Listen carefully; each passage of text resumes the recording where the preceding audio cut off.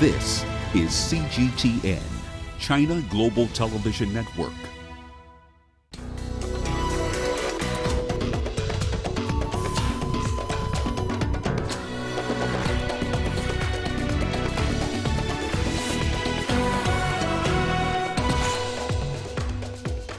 Rescue teams race to save victims stranded in Mozambique. Egypt's parliament to roll out cost-cutting measures. And advocates meeting in Ghana call for a bold commitment to combating climate change. Hello and a very warm welcome to Africa Live on CGTN. I'm Lindy Mtongana in Nairobi. Also ahead this hour. Nigeria to cut its stakes in joint oil blocks to 40%. And in sports, CAF pairs the remaining 8 clubs across the continent in both the Champions League and the Confed Cup quarterfinals. Now we start the hour with our coverage of Cyclone Idai. Rescue workers are in a race against time to save an estimated 15,000 people in Mozambique that have been left stranded by the cyclone, with heavy rains still falling in the region. Now, according to the country's Minister of Land and Environment, 3,000 people have been rescued, but the official death toll now stands at 217, and it is expected to rise. Rescue teams are delivering aid and services by helicopter as the storm has made roads inaccessible. Mozambique has declared a state of emergency. This is the first of 3 Mi-8s arriving, and we will hopefully expect a CASA 295 as well. This helicopter is equipped with a winch, which is crucial for the rescue operation that is currently underway with the South African Air Force. And we are hoping to boost the rescue capability with this helicopter. Now, of course, Zimbabwe too has been battered by Cyclone Idai, and rescue efforts are currently ongoing following that disastrous cyclone that damaged Chimamani district in eastern Zimbabwe. The cyclone entered the country from neighboring Mozambique on the 15th of March, causing damage to the eastern provinces. But the most severely affected area is Chimamani district, where most of the deaths have occurred. Helicopters now have access to some of the worst affected areas, and they're flying in critical supplies to communities and bringing back the wounded. Rescuers have also managed to clear the roads toward a center that had been blocked by debris. At least 500 people have been reported missing in the valleys of Chimamani, and rescuers are in a race against time to reach them. We've head injuries, some have fractures, broken limbs, some also broken pelvis or hips. We may treat the wounds now, but there are a lot of mental health issues that will arise from this. I've heard some of the stories from the local people. Some of them, they've lost the whole family. Some have lost children. And Malawi too, reeling from the aftermath of Cyclone Idai. There has been, however, an immediate humanitarian response to the severe flooding seen in Malawi. That flooding affected more than 900,000 people and left more than 125,000 homeless. Malawi's damage is just part of the massive impact of Cyclone Idai, which also carried torrential rains and winds of up to 120 miles per hour across neighboring Mozambique and Zimbabwe. The toll continues to mount even as floodwaters subside and isolated communities are finally reached. In all, at least 2 million people have been affected across the region, and at this point the death toll is believed to have reached a total of around 300. Well, CGTN's Daniel Arab-Moy has an update for us on the developments specifically in Malawi. He now joins us live from Blantyre. Daniel, we know, of course, that Malawi first suffered from flooding before Idai hit. Just give us an update on the latest from where you are. Well, thank you very much, Lindy. As you've mentioned, we are in Blantyre, the commercial city of Malawi, down south. And this is the area that has been badly affected by the flood waters here. Now, the latest that we're receiving from officials here in Blantyre is that the southern part of the country still requires a lot of assistance from humanitarian agencies, from well-wishers that are there to support the cause of these people that have been affected by the devastating floods here down south. But majorly what the officials are saying is that the people here require water. Clean water has become a challenge because of the floods, the boreholes. Some of them were washed away by the flood waters. So the displaced require water, and not just water, but clean water for them to be able to partake of.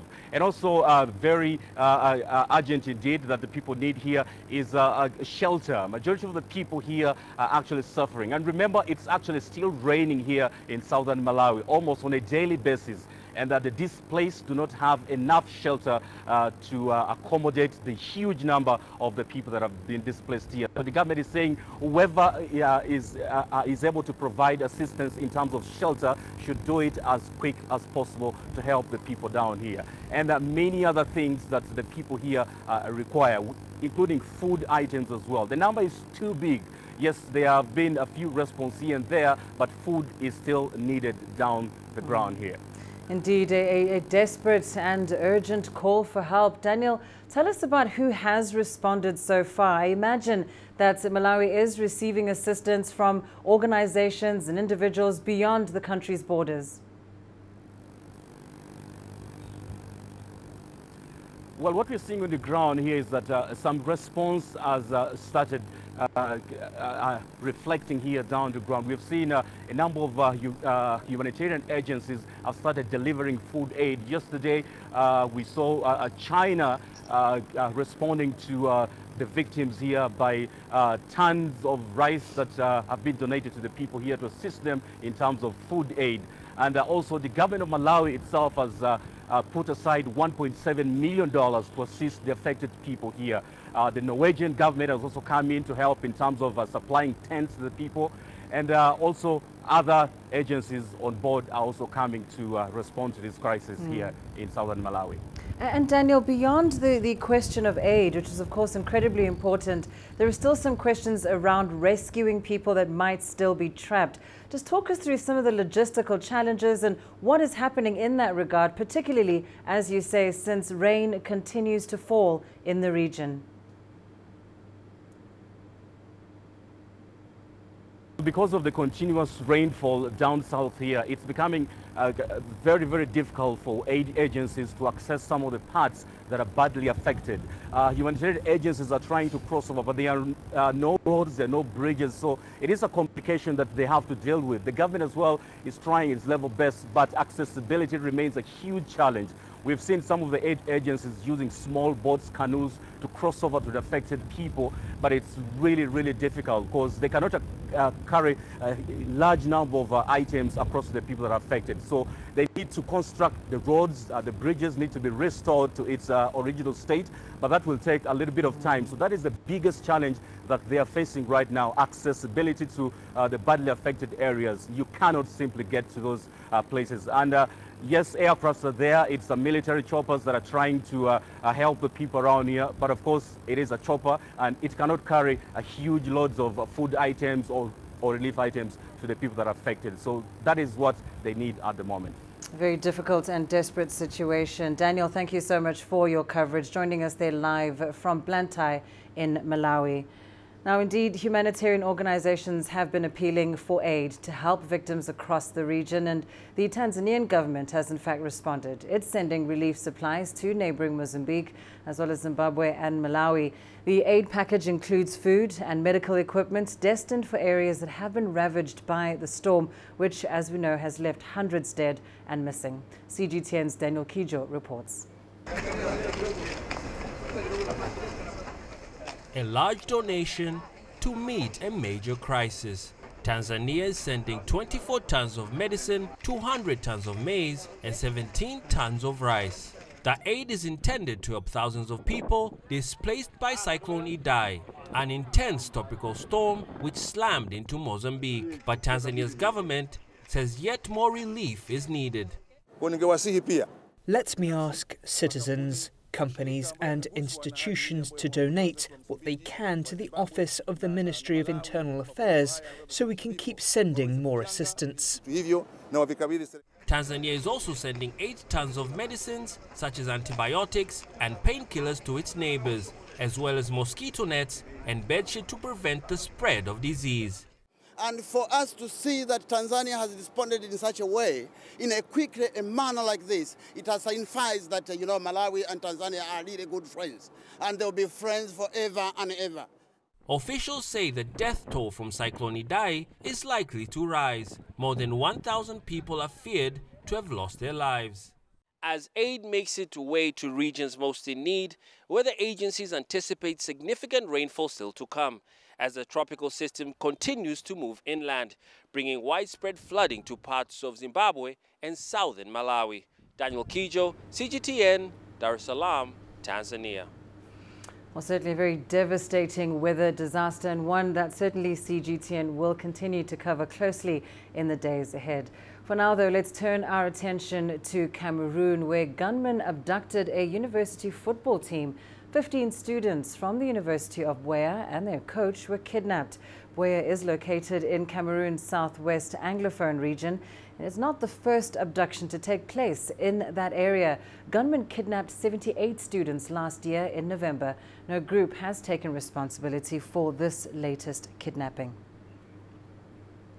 And let's turn to international news now. Chinese President Xi Jinping has left Beijing for his first overseas trip of the year. He'll start in Rome, then head to Monaco and then France. Now, during his time in Italy, President Xi will meet with Italian President Sergio Mattarella, Prime Minister Giuseppe Conte and other political leaders. The two sides are also set to sign cooperation agreements to boost cultural and trade ties. Discussions around how to generate tangible benefits for the people within the Belt and Road framework will also be on the agenda. CGTN's Michelle Bar-David reports from Rome in Italy. Chinese President Xi Jinping's two-day visit in Rome and Sicily may be a turning point not only for Italy but for the region as a whole in the years to come, as Rome is set to sign a memorandum of understanding to endorse China's Belt and Road Initiative (BRI). For China, a new gateway to European markets. For Italy, a multi-billion-dollar investment. But there are some critics. The Italian Democratic Opposition Party have voiced concern of potential future debt and repercussions. While Western allies are worried of the influence and power China might gain in the region. However, Italy's Prime Minister Giuseppe Conte stood firm and repeatedly stated that the agreements would be beneficial for Italy. Obviously, the Chinese economy is a huge economy with huge potential, even for Italian companies, and as a government, we believe that joining the BRI is important also because, as a geographical location, Italy is the natural terminal of the BRI. Chinese President Xi shared the sentiment. Prior to his arrival, an article signed by Xi was published in the Italian daily newspaper Corriere della Sera. Xi stressed the visit would mark the beginning of a new era for Chinese-Italian ties, with a strengthened comprehensive strategic partnership. Leaders of both countries have emphasized that increasing cooperation between China and Italy would create win-win opportunities for businesses of both sides. And there are many industries that are open for collaboration, such as logistics, telecommunications, infrastructure, energy, and medicine. Some analysts point out that the two countries also share many common values. We share a strong commitment to environment. And you know, green economy is developing a lot in Italy, and it's an important industry, it's becoming a very important industry, and we know that China is becoming more and more concerned to the environmental development and to find ways to develop the economy, to increase also in sustainable ways. Potential Chinese investments in Italian ports have also created a stir in Italy, with the Chinese president set to visit Sicily on Saturday, signaling an agreement regarding ports may be on the table. Michelle Bar-David, CGTN, Rome. And turning to Brexit now, British Prime Minister Theresa May made an impassioned appeal to reluctant lawmakers on Wednesday to back her plan for the country's divorce from the European Union. May told the MPs that it was a matter of great personal regret that Britain wouldn't leave the EU with a deal on March 29th. EU leaders are exasperated with Britain's Brexit melodrama and say they would only grant a departure extension if May could win parliamentary approval next week for her now twice rejected deal. Otherwise, Britain faces a chaotic no-deal divorce from the bloc within days, or a much longer delay that May says she won't allow while she's in power. So today I have written to Donald Tusk, the President of the European Council, to request a short extension of Article 50 up to the 30th of June to give MPs the time to make a final choice. Do they want to leave the EU with a deal which delivers on the result of the referendum, that takes back control of our money, borders and laws while protecting jobs and our national security? Do they want to leave without a deal? Or do they not want to leave at all, causing potentially irreparable damage to public trust, not just in this generation of politicians, but to our entire democratic process?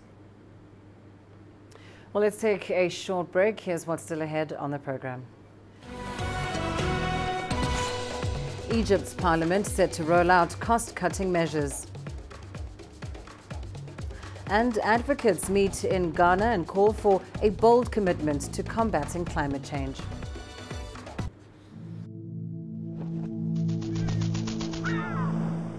How will your world change today? What happens here? What happens there? Or what you make happen for yourself. If it matters to you, it matters to us too. Your stories are the stories that need to be told. Africa Live. Find your voice.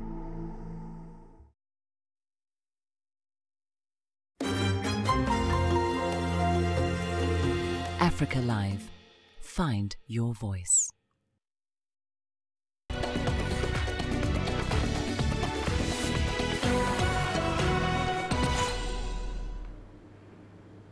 With a staggering budget deficit, Egypt has been moving to cut spending across institutions, starting with the parliament itself. By cutting down on MPs' trips and other expenses, the Legislative House looks to act as a role model to citizens feeling the pressure of austerity measures. Egypt is expecting around $25 billion of deficit during the current fiscal year. Standing as a monitoring body to the government, the Egyptian parliament has already begun to cut its spending. There are strategic moves in the country to cut spending. Our economy is still in a tight spot. We are going through economic reform that is putting pressure on all citizens. We believe that everyone must take the responsibility to cut spending, including the parliament. The parliament wants to be a role model for the nation because it's what represents the people. Citizens must feel that the consequences of the austerity measures are applied on all officials. The parliament's budget is nearly $75 million annually. Only 20% covered the expenses of the Legislative House and financial compensations for MPs. Salaries for its employees consume most of that budget. It's why the parliament aims to reduce the number of staff from 2,500 to 2,000 by the end of the year, offering early retirement for those who've reached 55 years of age. The salaries of Egyptian members of parliament are already the smallest in the world, even when compared to countries in states of war like Syria, Iraq or Yemen.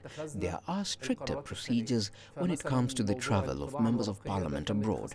The budgets of trips are much less, and sometimes even the benefit of travel is reconsidered.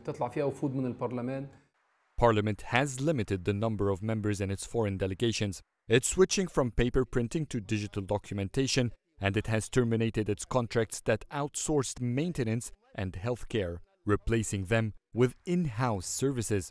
All of that, however, will save only $1.2 million annually. The next step for the Parliament will be to maximize its gains. A committee will be formed to look into all unused assets of the Parliament and turn them into financial resources. Parliament is taking many steps in that file, but many are looking forward for the government and other state institutions to report their plans to reduce spending. Adel Mahroui, CGTN, Cairo. Well, let's stay in Cairo and move to another story now. Investigations into the Egyptian train accident that killed 26 people last month have shown that the train conductor was a regular drug user. This has led to a huge government crackdown on narcotics usage. All government employees are now subject to testing, and those whose results are positive will be relieved of their duties. Here's Adel Al-Marouhi once more with more details. Last month's horrific locomotive crash in Cairo Central Station has opened a huge investigation into the causes. Interrogating the conductor responsible for the death of 26 Egyptians, authorities found out that he was a regular drug abuser. That has launched a major government crackdown on its employees who work under influence. We will not allow someone who abuses drugs and ride a locomotive, and it becomes like a missile that kills our citizens. We will use the new law passed by the parliament. Whoever abuses drugs will be met with the termination of his contract immediately. Programs that test government employees run all year long.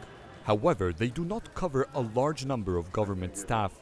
In 2018, only 2,800 employees have been tested for drugs influence, an insignificant number for a nation with millions of employees registered in the public sector. The state has always been moving to create a work environment that is free from drugs influence. After the devastating train crash, we've intensified our operation. We were taking strict measures against those who jeopardize public safety through their drugs usage. Addicts are treated with all basic international rights to heal them. Drug tests have been mainly focused on vehicle and bus drivers. The train crash has now expanded it to all ministries in the public service sector. As an encouragement measure, all drug users who come forward will not be punished.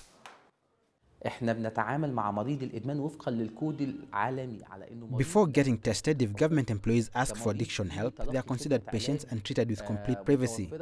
If employees in the state or drivers of school or public buses have been tested positive, we take measures against them because they've violated the law. Reflexes, poor distance judgment, and sometimes an awareness of location and time. The government drug test campaign that followed the train crash has created a sort of an awakening. The number of patients who call the addiction center has increased tremendously to reach 3,400 persons a week, a number that has been previously covered by random inspections in a whole year. Adel Mahroui, CGTN, Cairo. Africa Climate Week is officially underway in Ghana's capital, Accra. The special event is organized by the UN in partnership with the government of Ghana. Now, advocates for climate change are calling for the strengthening of partnerships and bold commitments to combating the impact of climate change. CGTN's Nabil Ahmad Rufai reports from Accra. This year's Africa Climate Week, themed A Race We Can Win, focuses on building strong regional foundation for climate action under the Paris Agreement signed in 2015. The agreement's long-term goal is to limit the global average temperature rise to 1.5 degrees Celsius. The Climate Week has UN officials, AU representatives, and government officials from the African continent attending. Ghana's President Nana Akufo-Addo, in opening the Africa Climate Week, says the country is looking towards investing in renewable energy aimed at combating the effects of climate change. We're also determined to make natural gas, which we have in abundance, available for the generation of electricity. In this year's budget, I tasked the Ministries of Energy and Finance to come up with special incentives for the introduction of electric cars in Ghana. I recently announced a major policy boost for distributed renewable energy. Soon, the seat of our nation's presidency, Jubilee House, will be powered by solar energy. Meanwhile, as agriculture on the African continent suffers from the effects of climate change through long periods of drought, Experts say new solutions should focus on adapting to climate change rather than mitigating it. Agriculture practices that are really adapted to climate change, that would include let's say the need to make sure that we are sustainably managing the natural resources, the soil, the water, and even the seed, using the right seeds. If you do irrigation, farmers can do agriculture year-round, whether it rains or it doesn't rain. So that issue is key and it needs to be done. So we're hoping that the government of Ghana will do this and other governments as well. The World Bank has launched an action plan on climate change adaptation and resilience, under which it will increase direct adaptation climate finance to $50 billion between 2021 and 2025. Participants at the Africa Climate Week, however, say more investment is needed to fund smart solutions to combat climate change. Nabil Ahmed Rufai, CGTN, Accra, Ghana. The UN has announced plans to hold a conference in April to discuss how to end Libya's 8-year transitional period. The 2-day conference will discuss the possibility of holding national elections before the end of the year. Now, since 2011, the country has faced instability. Warring factions and rival governments claim to rule the country. A UN-backed unity government has been ruling from the capital, Tripoli. There are hopes a national election could help centralize power and help return stability to Libya. The days ahead will prove foundational to the years ahead for Libyans and the region writ large. I call on Libyans to come together and to avoid acts of obstruction and incitement.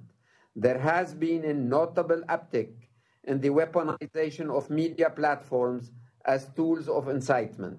This is tearing at Libya's fragile but vital social fabric and could well be used to instigate violence.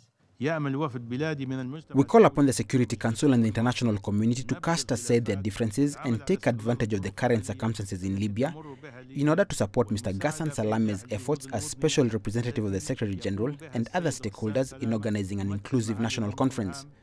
Also, to arrive at an agreement that will end in intra-Libyan discourse and to establish peace throughout the country.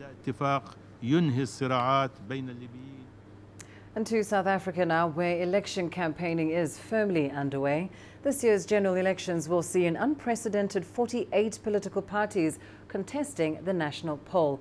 More than 26 million registered voters are expected to participate in the elections slated for the 8th of May, with the ruling African National Party tipped to retain power. But in Cape Town, new and smaller political parties are using public platforms to campaign in the hope that come election day, they'll be rewarded with seats in the National Assembly. CGTN's Travis Andrews has this report. With national elections just around the corner, political parties have already begun to make their mark. Campaign posters around the city show just who's in with a chance. The ruling ANC remains the best odds to continue as the government of the day, but smaller political parties such as the Freedom Front Plus are hoping to increase their presence in the halls of power. They've been promoting their election manifesto at Parliament, where they have just a few seats, but are hoping a more public election campaign will bring them success at the polls. Your voters out there must see you. They must know what you stand for so that they can know what to vote for. They must know what our values are, that we have Christian values, and then the people will start following you. Among some of the party's key election promises is the call for Cape Town International Airport to be changed to Krotoa International, after the first female Khoi translator during the Cape Colony era. They've also joined up with smaller organizations to focus on the promotion of Afrikaans as an important historical language. I'm campaigning for the recognition and the protection of minorities in this country. I'm campaigning that Afrikaans must be respected as an official language, so that language can be spoken at universities, at technikons, at our schools. But they, like the 48 other political parties, will have to work hard to win the support of voting South Africans. Smaller parties are becoming more tactical and more vocal, choosing a platform like Parliament to promote their manifesto. Parliament being the seat of power shows the determination of those who are already represented in the National Assembly and those who desperately want to get in. A party who want to make any inroads in the political dispensation must first of all make sure they are represented in the national parliament. Not provincial, nationally. That's where the power lies. The Freedom Front already have representatives, MPs in parliament. For now, many smaller political parties are focusing on attracting Cape Town voters who look to be at a crossroads with a DA-led provincial government and who may just seek a new political home come the 8th of May. Travis Andrews, CGTN, Cape Town. Well, let's take a short break. Your business news up next. Coming up, Nigeria to cut its stakes in joint oil blocks to 40%. And South Africa's Group 5 files for... alone, $10 if you take. Join us in global business and see Africa through our eyes.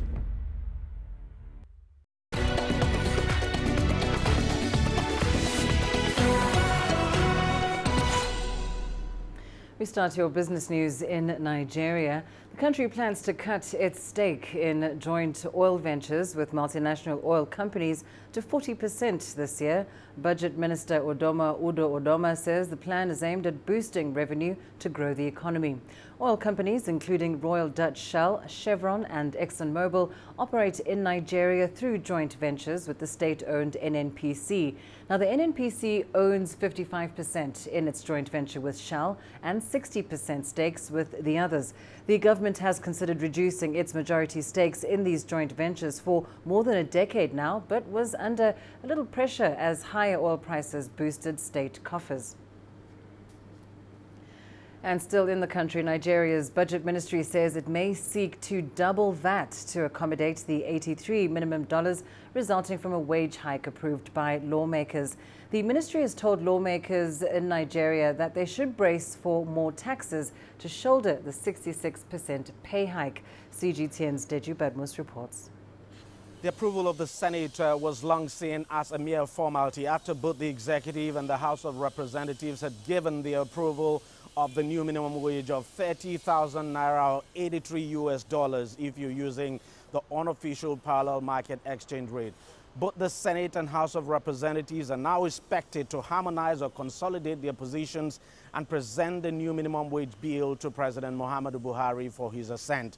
This is, of course, expected to be done with dispatch since all sides are on the same page on the issue. So it might just be a matter of days before Nigeria enacts a new minimum wage law. But of course, the other knotty issue remains how the government plans to implement this. Some state governments have said they would find it difficult to pay 30,000 naira and had actually pushed for a lower amount. The Senate now wants the president to review the country's revenue sharing formula so that more monies can go to the states to enable them pay the new minimum wage.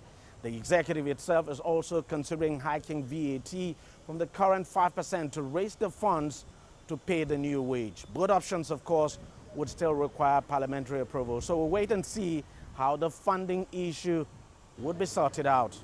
Deji Badmos, CGTN, Lagos, Nigeria. South African construction giant Group 5 has filed for business rescue after struggling financially with its cash flow.